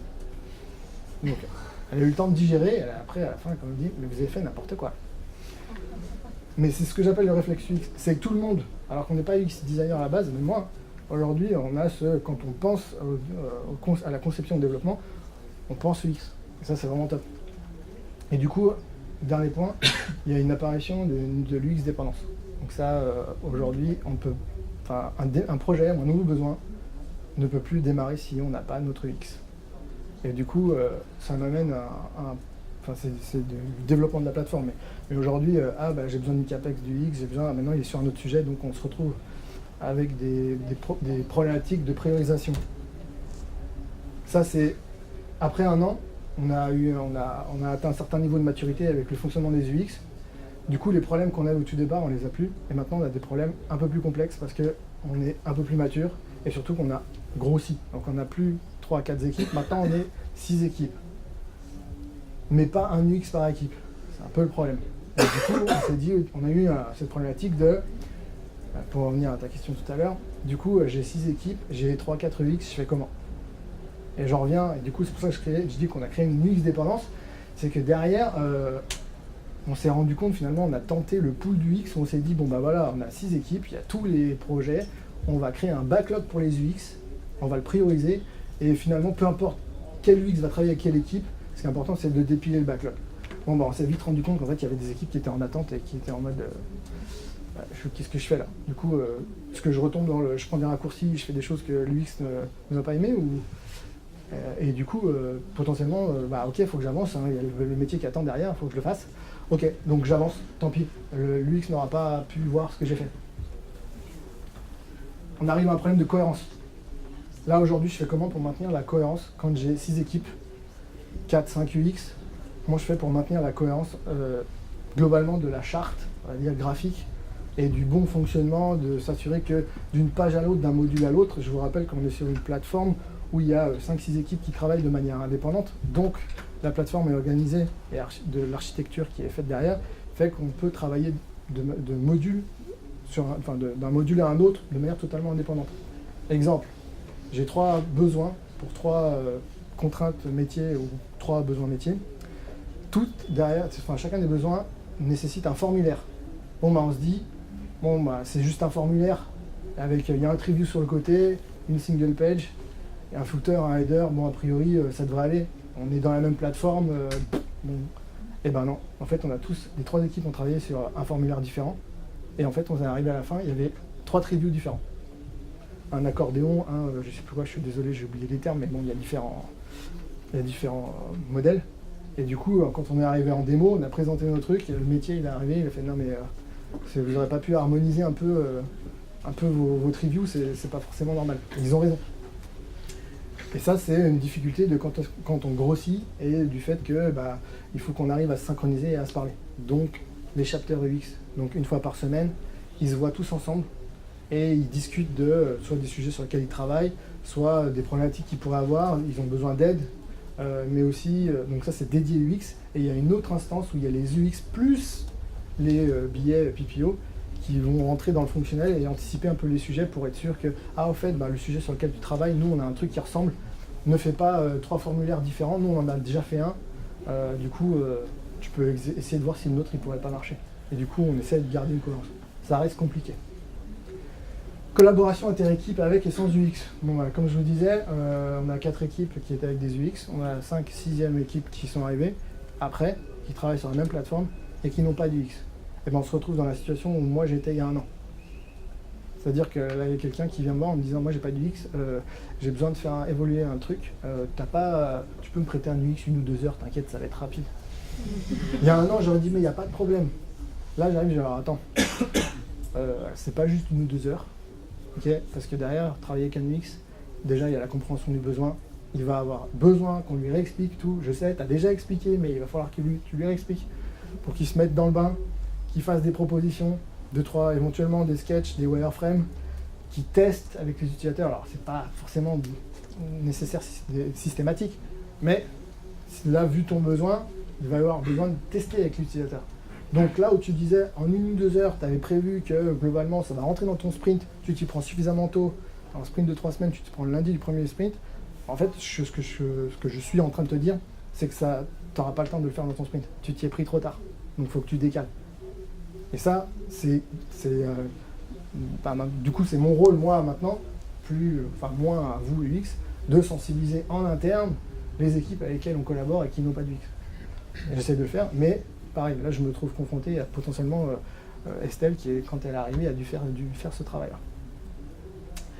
Et le dernier, Anne en a parlé tout à l'heure, c'est le compromis time to market versus qualité. On est là aussi, on a des sprints de 3 semaines, le métier paye et il attend des résultats. on ne peut pas se faire plaisir sur des proto Axure où quand il y a une démo, l'utilisateur a l'impression qu'il a déjà sur l'application finale parce que tellement tout est bien fait. Ça prend du temps. Donc c'est difficile enfin je pense qu'au début c'est un peu difficile à trouver le bon curseur. Entre j'ai un proto suffisamment évolué qui permet de valider à 90% ma solution, mais en même temps j'y ai pas passé trop de temps parce qu'il faut que j'avance et j'ai d'autres sujets. On n'a pas encore un UX par équipe, donc il faut que ça dépile quand même. Donc c'est la vraie vie. Tu parles de la validation du S, là, ou De la solution par rapport aux besoins, donc probablement... la vision? Non, c'est le wireframe, souvent. Global. Ouais, c'est ça. J'ai fait un wireframe sous Axure. Tiens, voilà la maquette qu'on vous propose, donc là, on va voir les utilisateurs, est-ce que ça vous plaît, oui ou non, quoi. Donc c'est vraiment atelier utilisateur, test utilisateur avec potentiellement, soit c'est rapide, et la personne, comme j'ai pu le faire et j'ai pu le voir, ce que j'ai vraiment adoré, c'est j'arrive avec le proto, bon bah voilà, vous connaissez le processus Volcker, on vous en a parlé côté métier, l'UX c'est pas trop ce que ça fait, hein. Bah vas-y, lance-toi, fais-le. Et on lui dit pas ce qu'il faut faire, ce genre de choses. Donc c'est vraiment ce genre d'atelier. Tu as un prototype qui évolue en même temps que le produit. Oui. En fait, c'est le prototype qu'on va intégrer dans le produit et qui va être la brique supplémentaire qui va faire qu'on va passer d'une version N à une version N+1 de notre produit. Donc voilà. Demain, qu'est-ce qu'on pourrait mieux faire? Alors, c'est bien, on a fait l'UX, on a fait plein d'écrans, on les a simplifiés, on a optimisé un maximum le nombre de clics. Ça m'a fait marrer aussi dans les ateliers, quand je reviens sur le dernier. Oui, mais là, ma solution, elle fait 2 clics, elle fait pas 3 clics. Alors c'est bien, mais à un moment donné, bon, c'est l'histoire du curseur. Donc j'ai fait plein d'écrans, j'ai fait plein de solutions, mes tests ont validé à peu près tout ce que j'ai fait. C'est top, c'est bien. Mais en fait, est-ce que ça marche vraiment? Est-ce que c'est utilisé vraiment comme on le voulait? Et finalement, est-ce qu'il n'y a pas des adaptations à faire par rapport à ce qu'on a fait? Les restes utilisateurs, ben voilà, chez nous, un utilisateur, souvent, c'est ça, c'est un peu le problématique qu'ont nos UX, c'est qu'ils doivent prendre leur bâton de pèlerin et même s'ils ont calé des rendez-vous, il y a une chance sur 2 que notre rendez-vous décale parce que l'utilisateur, ah j'ai oublié, ah oui bon je suis pas dispo et ce genre de choses. Donc si on arrive à faire 3-4 tests utilisateurs sur notre maquette, c'est déjà super. Et du coup on se rend compte que derrière, forcément quand on a une population de 1500 utilisateurs, à un moment donné, ça donne une idée mais on valide pas forcément. Donc aujourd'hui on a commencé à mettre en place, à alimenter, à créer des métriques. Maintenant on ne les exploite pas, ou très peu, et je pense que derrière il faudrait qu'on arrive à aller plus loin et ça pourrait nous aider au moins à valider sur ce qu'on a fait, que c'est bien ce qu'on a fait et que c'est utilisé, et au moins pour celui qui paye, le sponsor, lui montrer regarde ce que tu as fait, ce qu'on a fait, ça marche. Ou alors si ça marche pas, bah, c'est pas grave, la prochaine fois qu'il y a un besoin qui débarque sur ce sujet-là, hop, c'est pas utilisé, je pense que c'est pas une priorité, c'est notre devoir aussi d'informer notre client que potentiellement il va investir sur quelque chose qui ne sert à rien. L'organisation, là, la semaine dernière, j'ai eu confirmation, apparemment, on va arriver à un mode où on va être un UX par équipe. Donc je pense que ça va donner de l'air à tout le monde. On pense que ça va être bien. Maintenant, comme on ne l'a pas expérimenté, je ne peux pas vous faire de vrais feedbacks positifs. Mais a priori, on va dans la bonne direction. Le dernier point, c'est le côté industrialisation. Ces 2 dernières années, on a évolué, on a fait venir des UX, on a fait des choses, et à chaque fois, il y a un UX qui arrive. Bon bah quand c'est un UX qui a priori vient de la même société type UX République, bon bah on sait que ça marche super bien, on a confiance dans leur méthode de travail, donc ça va bien. On a commencé à intégrer des UX en interne, on a recruté des UX en interne. Donc là ils sont 3, là où il y a 1 an et demi c'était 0. Du coup, comment on fait pour l'onboarding, pour que ça soit fluide? Aujourd'hui c'est vraiment fait selon l'équipe, un peu comme ça, un peu par-dessus la jambe, ça pourrait être mieux. Le change management, pareil. Quand on a du turnover au niveau des devs, au niveau des équipes métiers, bon bah voilà, il faut apprendre à travailler avec les UX pour éviter de tous reprendre à chaque fois le coût d'entrée qui est quand même non négligeable. Ce serait peut-être bien qu'on fasse des choses là-dessus en termes de package, documentation, vidéo, peu importe. Formation de nos UX en interne. Aujourd'hui, bah voilà, je pense que comme tout le monde, vous avez envie d'évoluer, de progresser, il y a les outils, vous avez envie potentiellement des certifications. Et aujourd'hui, c'est pas forcément prévu, ça va l'être. Et ça rejoint aussi au niveau de la culture, du fait qu'il y a des équipes qui sont transformés, pas forcément tout le reste de la Société Générale, et pourtant on va dans cette direction-là. Donc il faut prévoir une sensibilisation et on va dire une documentation plus largement sur la culture de l'UX, qu'on ne sait pas forcément bien aujourd'hui, ou pas du tout. Voilà. Pour les questions, je pense que je vais faire après. Voilà, c'est au moment des pizzas. Merci. Merci beaucoup.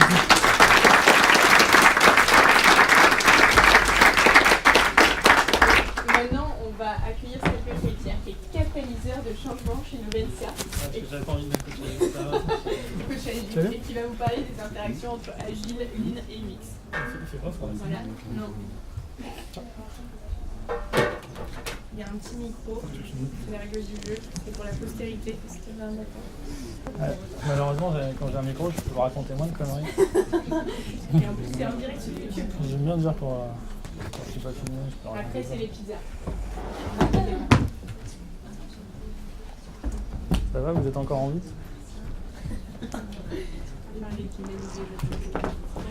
Faut que je passe ou on passe directement à la bière parce que vous en avez marre? Hein. Non? J'arrive.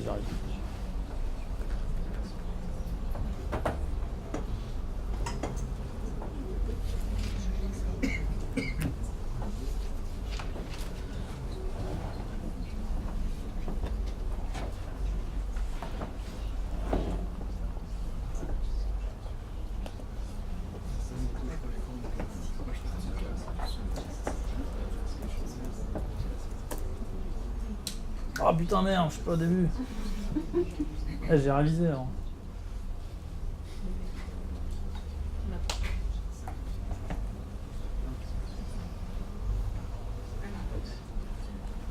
C'est bon, je peux y aller? Bon, on est parti alors.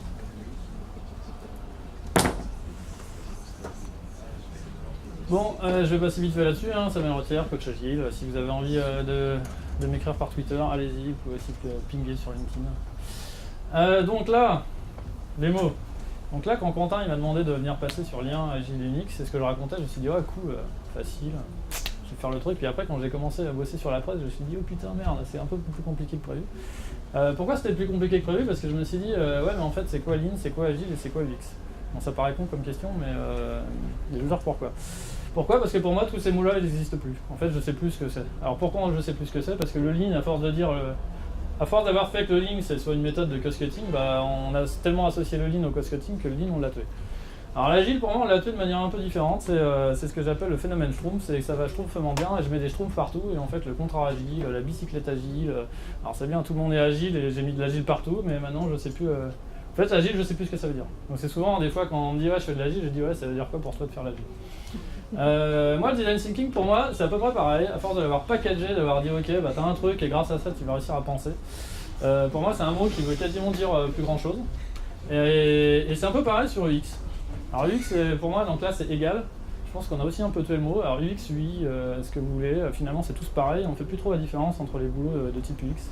Et là-dessus, pour moi, il y a un vrai danger. Donc on avait une discussion juste avant pour savoir si le mot est complètement mort ou pas encore. Mais pour moi, dans quelques temps, je pense que ça ne voudra plus dire grand-chose. Bon, alors pourquoi? Alors c'est bien, c'est mon fils, il croit encore au Père Noël. Et je pense qu'il y a un peu de ça. Alors je veux perdre 5 kilos avant l'été, bah, je vais prendre le bouquin qui permet de perdre 5 kilos avant l'été. En fait, c'est un peu la baguette magique ou la silver bullet. On a l'impression que si on prend Agile, si on prend Lean, si on prend Design Thinking, c'est bon, tous les problèmes sont réglés. Donc pour moi, un des premiers trucs, c'est ça. On voit le truc magique, ça va tout régler derrière. Et pourquoi 2? Alors là, évidemment, mais qu'est-ce qu'il va raconter? Bon, vous connaissez la phrase « quand on a un marteau dans la main, tout ressemble à un clou ». Bah, c'est un peu ça. Quand je sais faire un truc, bah, j'ai la méthode et j'applique. Quel que soit le truc qui se passe derrière, bah, j'ai mon marteau et je cloue. Donc en gros, je sais faire du design thinking, bah, je fais du design thinking toujours. Hein. Je sais faire de l'agile, bah, je fais de l'agile toujours. Donc pour moi, c'est en partie aussi ça. C'est à force d'avoir fait qu'on contextualise pas du tout ce qu'on fait et qu'on applique les trucs tels quels, on a en partie tué les choses. Bon, alors pourquoi il y a ça? Pour moi, ça vient en partie de ça. C'est pourquoi on a envie de changer. Parce que tous ces trucs-là, Lean, Agile, l'UX, quand on arrive, bah, on est en train de faire du changement dans les organisations, dans la société. Ouais, donc la question qu'on peut se poser aussi, c'est pourquoi finalement il se passe ça et pourquoi les gens ils ont plus ou moins envie de changer.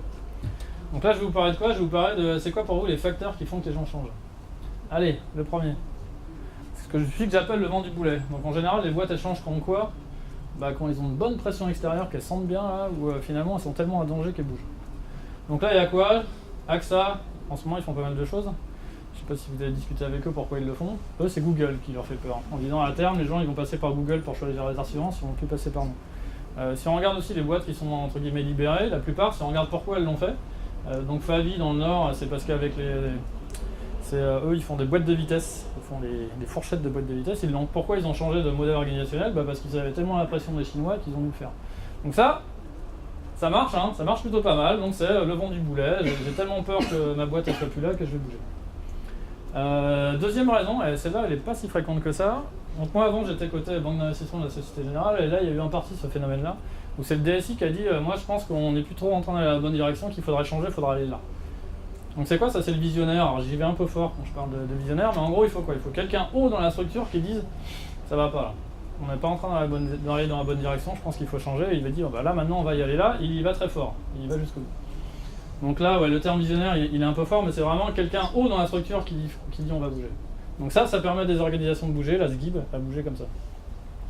Bon là, mon client actuel, je pense que ce sera ça le jour où ils vont bouger. Pourquoi? Parce qu'ils regardent pas ce qui se passe à côté. Il n'y a pas vraiment de chat visionnaire, donc là il n'y a plus qu'à attendre que les générations changent. Et dans 20 ans, quand il y aura des nouveaux managers, ils vont bouger. Bon, c'est peut-être un peu fataliste, mais je pense quand même qu'il y a des endroits où il faudra attendre ça. Voilà. Bon alors maintenant, comment on fait sans les mots? Parce que j'ai un peu tué ma phrase en disant je vais parler de Lean, Agile et de l'UX, mais en fait on ne peut pas. Et je vais reparler de ça. Waouh!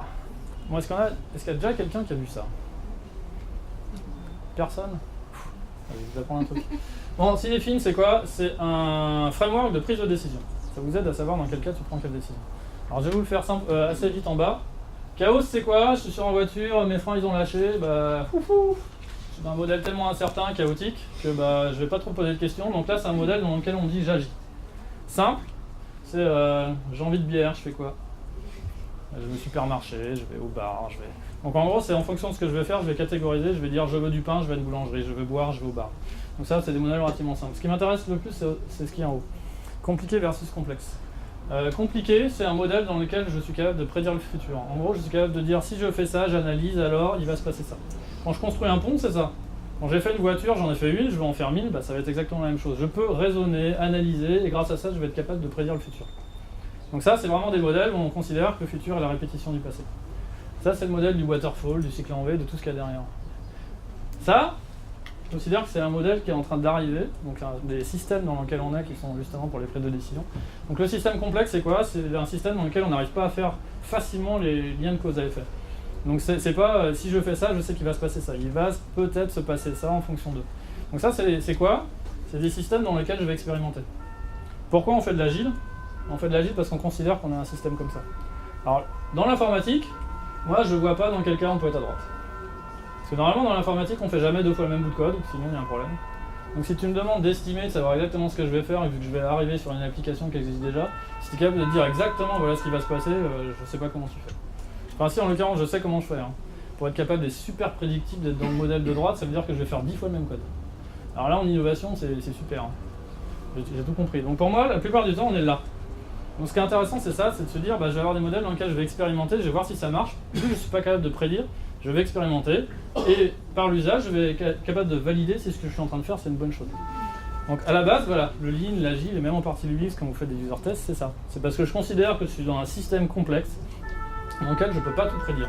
Je peux pas dire que si ça va marcher une fois, je suis sûr que ça va marcher 10 fois et que ça va se passer comme ça.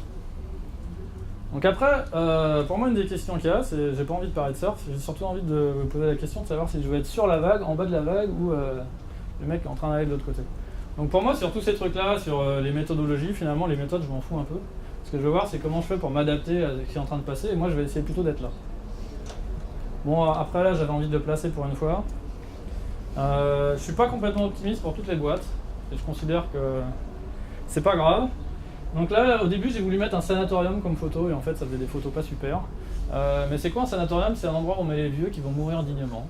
Et puis on va les laisser mourir dignement. Donc moi je suis à peu près convaincu qu'il y a des boîtes qui n'arrivent pas à s'adapter et qui n'arriveront pas à s'adapter. Le jour où elles voudront essayer de s'adapter, il sera trop tard. Donc là moi je les range dans cette catégorie-là en disant celle-là, faites ce que vous voulez. Moi quelque part je m'en fous. Mais moi voilà, un des trucs que je vais essayer de faire, on parle des liens Lean, Agile, UX qu'on va essayer de faire, moi je veux pas être là. On est joli la montagne mais mais c'est pas ça qui m'intéresse. Alors par contre après, je suis tombé sur un truc super intéressant qui vient d'IDEO. Alors là je suis sûr que ce soir tout le monde connaît. Quand je parle des agilistes, tout le monde ne connaît pas. Ils ont un truc qui s'appelle Creative Difference. Quelqu'un qui a déjà regardé ça? Ce qu'il y avait derrière. Et là je trouve qu'il y a des trucs super intéressants parce qu'on est sur des principes et on n'est plus sur des pratiques.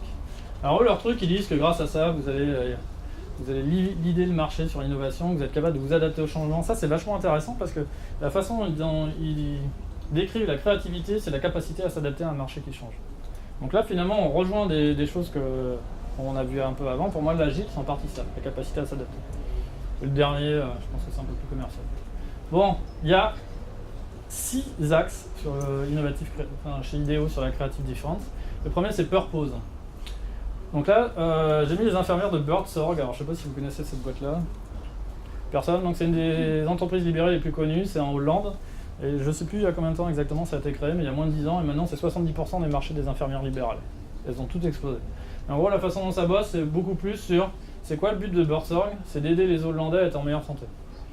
Et c'est eux, ce qu'ils font, ils forment aussi la concurrence. Leur chef, qui s'appelle Jos de Blok, là, le premier qui a fait, il dit, bah moi, le but de ma boîte, c'est de faire que les Hollandais soient en bonne santé, donc j'ai aucun problème à aller former la concurrence. Et comment ça marche? C'est vraiment les infirmières qui sont responsabilisées et qui veulent être en contact des patients. Quand cette boîte a été créée là, c'était parce qu'ils avaient un peu procéduré les soins, en disant bah t'as tant de temps pour faire une piqûre et tout, et les infirmières elles voulaient pas. Donc elles sont toutes allées là-dedans, parce que dans ces structures-là, on leur a dit bah débrouillez-vous, et grâce à ça, vous allez mieux soigner les patients. Et donc c'est vraiment le truc qui est important, c'est beyond making money. Et c'est en partie pour ça, je pense que l'UX marche pas mal en ce moment, parce que vous êtes arrivé en ayant une plus centrée client, quoi. Il y a quand même certains endroits où on avait un peu oublié qu'à la fin, il y avait quelqu'un qui utilisait l'appli. On était capable de bosser sans même savoir s'il y avait quelqu'un qui l'utilisait. Donc là, moi, ça c'est un truc que je pense qui va arriver de plus en plus, c'est la notion de purpose, de l'organisation. Et qu'il ne soit pas un truc juste de faire de l'argent, qui est vraiment sur qu'est-ce qui va me motiver et vers où est-ce que j'ai envie d'aller. Le deuxième, looking out. Donc là, les gens qui sont là, pour moi, vous êtes déjà bons là. Vous êtes là. Donc en gros, ça c'est quoi? C'est la capacité à regarder à l'extérieur. Donc les clients où je suis actuellement, ils ont un firewall tellement respectif que Meetup.com ça passe pas, que InfoQ ça passe pas. En gros, c'est vraiment fait pour qu'ils puissent pas voir ce qui se passe à l'extérieur. Alors des fois, il y a des motivés chez eux, qui justement chez eux vont voir ce qui se passe à l'extérieur, mais on voit que le système n'est pas du tout fait pour faire que les gens aillent à l'extérieur. Ils vont pas à des conférences. Donc là, typiquement là-dessus, pour moi, la capacité à regarder ce qui se passe à l'extérieur, c'est une boîte où c'est très très très compliqué. Donc ça, c'est vraiment ok. Et donc là, quand je vais dire ça, je pense que de plus en plus, on va avoir des entreprises de plus en plus poreuses. Qu'à certains endroits, ok, là, moi j'en parlerai à la fin, les organisations, en fait, c'est quoi une organisation? Donc le troisième, expérimentation. Donc là, c'est un des cœurs de l'agile. Ça dit quoi? Ça veut dire qu'on va être capable de tester rapidement et de valider ce qu'on va faire. Donc là, je vais un peu tailler ce que je vois en ce moment sur Digital Factory. Alors vous allez faire du design thinking pendant un mois et après on va faire du développement agile. Alors dans le fond, j'ai rien contre à la base. Moi, j'ai quand même juste un gros problème avec ça. C'est qu'on fait du design thinking pendant 4 semaines où on ouvre, on diverge, on fait plein de trucs, on fait des prototypes, des user tests. Et après, on réalise en agile. Et quand on réalise en agile, en général, ce qui se passe, c'est limite c'est du waterfall derrière où on a défini vers où on veut aller. Puis alors là, en fait, ce que je fais, c'est que je fais du développement itératif et incrémental, mais je ne vais pas en prod. Et moi, ça me dérange à mort parce que toutes ces pratiques-là, qui est de dire je fais du design thinking et après je fais du développement, où je sépare vraiment sur le moment où je diverge et le moment où je réalise, ben moi j'y crois moyen. C'est pour ça que tu as présenté Unix au début. Moi j'y crois beaucoup plus au fait que je diverge, je converge, je diverge, je converge, je diverge, je converge. Donc j'ai pas une phase de divergence et après j'exécute derrière. Pour moi, finalement, quand on fait du design thinking et du scrum derrière, c'est quasi la même chose que de faire du design thinking et du waterfall. C'est aucun moment on refait toute une partie UX. C'est quelque chose auquel je crois pas. C'est vraiment le truc où les UX sont là au début, vous êtes là le premier mois, après vous partez, et ensuite les gens exécutent derrière. Je sais pas s'il y en a qui ont déjà bossé de cette façon-là. Vous savez ce qui se passe en général derrière ou pas? Ce qu'on fait comme ça. Bah, les développeurs, ils essaient de faire ce que vous avez super packagé avec tous les wireframes, et puis ils n'y arrivent pas, donc ils font autre chose. Et c'est quand même un peu ça qui se passe. Il y a aussi ça, je charrie un peu, mais l'autre truc qui se passe aussi, c'est que après, des fois, on va en prod, on s'aperçoit que ce qu'on a fait, c'était pas bien, mais les UX ne sont pas là, donc on continue quand même à essayer de bouger, mais sans les UX. Et c'est pour ça que tous ces trucs où on dit on fait du design thinking au début et après on fait du Scrum, mais sans UX, moi perso, je trouve que ça va pas parce qu'il n'y a plus d'expérimentation. Alors après, collaboration, donc là, le truc qui est important, c'est quoi? C'est de dire on va essayer de ne pas être spécialiste d'un truc, et essayer de comprendre ce que font les autres, de discuter avec les autres, et c'est ça qui va nous enrichir. Vincent, ce qu'il a présenté avant, en gros, ce qu'ils ont fait des feature teams avec des développeurs, des UX, des PO, des choses comme ça. Moi, je peux juste vous raconter des discussions en ce moment que j'ai avec des managers où ils me disent « Ouais, mais comment je veux faire ?» Parce que je ne vais pas avoir dans mon équipe un PO, un billet, des devs, un UX, un UI et compagnie. Donc, faut pas qu'on rêve, hein, il n'y aura pas des spécialistes de tout à l'intérieur des équipes qui permettront de tout faire. Donc, de plus en plus, ce qu'on dit, c'est qu'il va aussi falloir aller un peu plus loin que juste son rôle. Actuellement, le métier, je pense, qui va prendre cher dans ces prochains temps, c'est le métier de maîtrise d'ouvrage et de billet. Alors pourquoi ? Parce que vous, les UX, vous bouffez une partie de ce qu'ils font. Les product owners bouffent une partie, et les devs qui font du BDD, ils commencent à monter en fonctionnel. Donc la partie business analyst au milieu, moi je pense que de moins en moins on va en avoir besoin. Mais en tout cas, voilà. Mon sentiment, c'est que si vous êtes trop spécialisé, ou je sais faire qu'un truc, je sais faire que l'UI, ou je sais faire que l'UX, ce sera pas génialissime. On attend de plus en plus que les gens soient capables de bouger et de dépasser leurs fonctions. 5. L'empowerment. Alors là, ça vous touche pas direct, mais ça vous touche quand même. C'est quoi ? Alors moi, j'adore ces trucs-là. Ça, c'est tout ce qui est autour du leadership et du management. C'est les gens, les chefs qui vous disent sois autonome, sois innovant, vous voyez, qui vous disent voilà ce qu'il faut faire. Ça, pour moi, c'est du management dépassé. Le bon manager, c'est quoi ? C'est pas celui qui va prendre les décisions à votre place, c'est celui qui va vous laisser l'environnement pour prendre les décisions, l'environnement pour être autonome.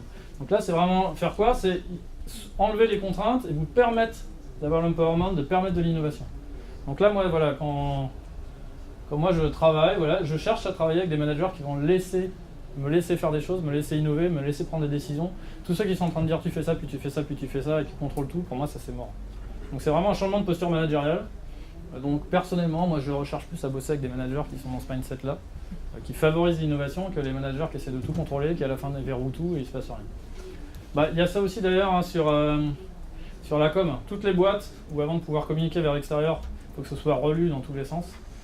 Pour moi, ça c'est un très mauvais signe sur la partie empowerment. Je préfère vraiment qu'on me laisse communiquer, mais des fois je ferai des conneries, on me donnera une tape sur la tête. Mais à l'arrivée, je suis convaincu que c'est bénéfique.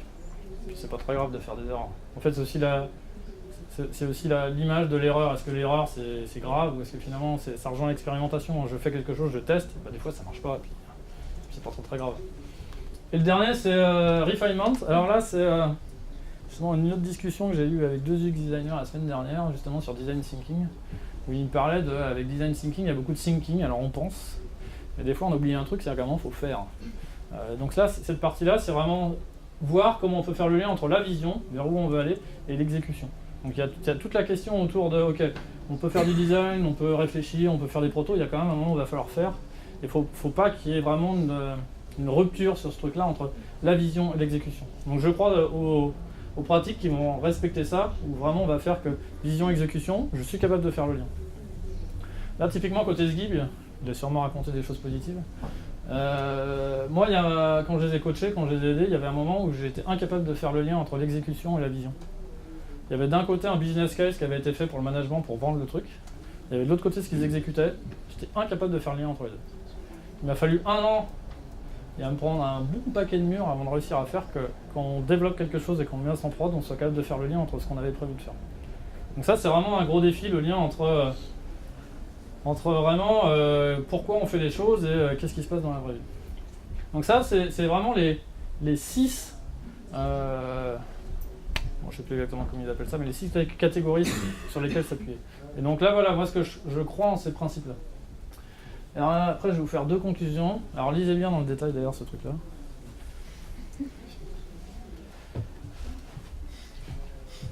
Il y en a qui sont forts en hula hoops. Donc là, voilà. Pourquoi j'ai mis ce slide-là ? Je l'aime bien parce que justement c'est ça, c'est à trop suivre les pratiques et dire ok, on fait du design thinking, on fait du UX. Alors ça se trouve dans pas longtemps on va faire du design sprint. Après, je sais pas ce qu'on va faire après l'agile ou après le lean, ça se trouve on va revenir à l'XP. Mais pour moi tous ces buzzwords c'est vraiment, on est trop auprès des pratiques. Et je pense qu'il faut s'élever un peu et rester plus au niveau des principes. Et c'est ça ce que j'aime bien dans ce que présente IDEO, c'est vraiment, il parle de principes. Après, il y a juste une question que je pose et j'en ai un peu parlé juste avant, c'est au fait ça veut dire quoi une organisation ? Donc là, je me mets un peu en avant, mais on s'en fout un peu. Mais donc moi, j'appartiens à la société Novencia, qui est une société de services. J'ai des clients avec lesquels je bosse. Je suis là un bon paquet de temps. Je suis en même temps membre de l'association Lincoln Man France qui organise la conférence. Et je suis aussi partie d'une association de coach. Donc de dire ok, moi je suis dans une seule organisation qui est mon entreprise, je pense que de plus en plus c'est complètement faux. Que de plus en plus on va se retrouver à plein d'endroits. Et c'est pas très grave parce que finalement les purposes de ces organisations-là sont pas les mêmes. Et moi je m'y retrouve et j'ai besoin d'être un peu dans tout. Donc on parle aussi de looking out, c'est de regarder ce qui se passe à côté. Donc après voilà, c'est quoi une organisation, où est-ce que vous vous mettez? Et je pense que ça de plus en plus ça va sauter. Et que la notion d'entreprise, je la vois changer quand même. Et voilà, la dernière conclusion, ce que j'ai envie de dire, c'est là il y a plein de bières, j'espère qu'il y en a quand même. Celle-là, je leur ai demandé avant s'ils pouvaient faire. Moi, il y a quand même un truc, là, tout ce que j'ai présenté sur vers où on peut aller sur la créativité, innovation, comment faire de l'agile, de l'UX, tous ensemble. J'ai l'impression qu'il y a des organisations dans lesquelles on va faire des organisations qui sont innovantes et des organisations qui vont être moins innovantes. J'aurais envie de vous dire, choisissez la bonne bière. Donc en gros, choisissez la bonne organisation dans laquelle vous pensez que vous allez réussir à faire ce que vous avez envie de faire. Voilà.